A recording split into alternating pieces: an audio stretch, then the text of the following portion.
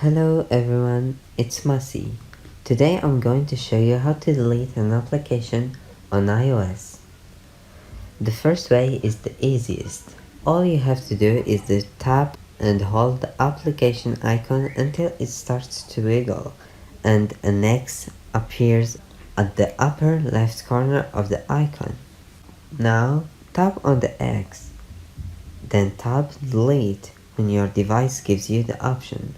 If the first way doesn't work with you, I am going to show you the second way. The second way is a little bit complicated. First, you need to go to the settings.